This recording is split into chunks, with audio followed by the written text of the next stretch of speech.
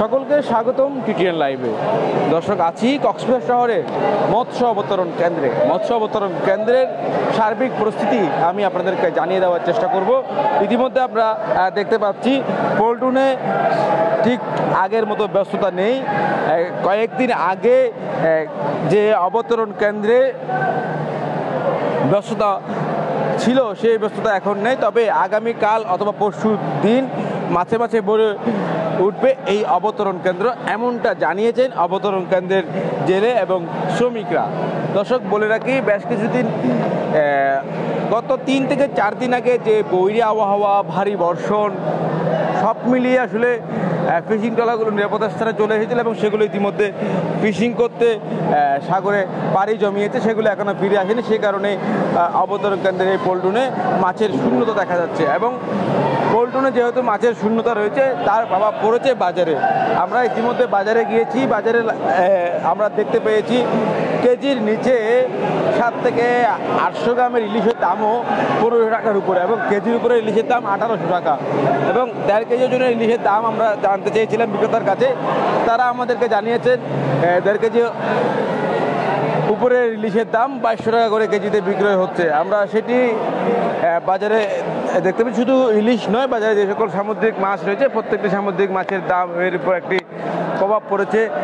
আমরা দেখতে পাই অনেক সময় রপ্তানির উদ্দেশ্যে বাংলাদেশের বিভিন্ন স্থানে রপ্তানি হয় এখান থেকে ইলিশ, তবে আজকে কোনো ইলিশ রপ্তানি হচ্ছে না। যে প্যাকেটগুলো আপনারা হয়তো দেখছেন সেগুলো টাইগার চিংড়ি, সামুদ্রিক যে চিংড়ি রয়েছে টাইগার চিংড়ি বলে, সেটি রপ্তানির উদ্দেশ্যে নিয়ে যাওয়া হবে, সেজন্য হয়তো প্যাকেটিং করে রাখা হয়েছে।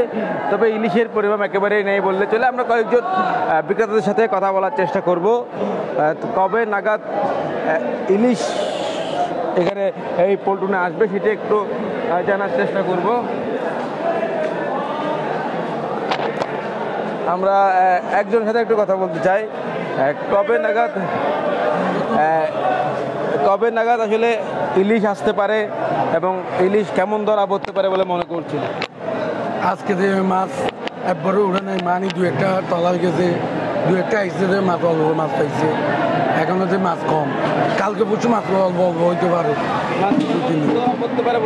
মাছ যে 2-1টা যদি টলার মাছ পাইছে তো কম, তো যদি মাছ বেশি পাইতো তাহলে বলতাম মাছ বেশি পাইছে।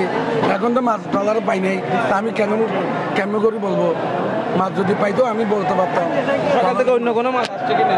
অন্য কেউ মাছে এখানে এই আমার চিংড়ি আছে, জায়গা চিংড়ি অল্প টলার আইসো গেছে তো মাত্র 3-4 দিন হয়েছে, 4-5 দিন হয়েছে। মাছ করবে 3-4 দিন বাদ মাছ, অনেক মাছ করবে। ধন্যবাদ।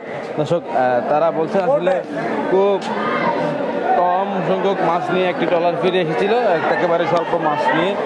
এবং আজকে আমরা দেখতে পাচ্ছি অবতরণ কেন্দ্রে কিছু ছোট মাছ অর্থাৎ টাইগার চিংড়ি বলা হয়, সেগুলো স্বল্প আকারের মাছ। আমরা ইলিশের একটি স্তূপ বা ইলিশ দেখতে পাচ্ছি কয়েকটা, সেগুলোর দাম একটু জানার চেষ্টা করব। বিক্রেতাদের সাথে কথা বলে আপনাদেরকে একটু জানাতে চাই। ইলিশ দেখছি স্বল্প সংখ্যক। এগুলো কার? আপনার কত করে বিক্রি হচ্ছে আজকে ইলিশ? 1000 টাকা ভাই 1 কেজি। ওজন আছে 700, 600, 500 গ্রামের। 500 গ্রাম আছে এখানে, সাইজের ওর দাম। আজকে সকাল থেকে ইলিশ কেমন এসেছিল? মোটামুটি ভালো হয়েছে, অন্য দিনের চেয়ে অনেক হয়েছে ইলিশ। তেমন তো বেশি ইলিশ দেখতেছিলাম, মানে এখন দেখতেছি না, সকালে মোটামুটি হয়েছিল। তো ট্রলার তো সাগরে আছে, তো সাগর থেকে আসলে মাছ প্রচুর মাছ হবে সামনের দিনগুলোতে, মানে আগামী দিনগুলোতে মাছ হবে। যদি পরিস্থিতি ভালো থাকে, পরিস্থিতি ভালো থাকলে মাছ হবে। সব ট্রলার সাগরে আছে বর্তমানে, পরিস্থিতির কারণে সব চলে আসছে। তো কেমন আশাবাদী মাছ কেমন পাবো আশাবাদী আমরা।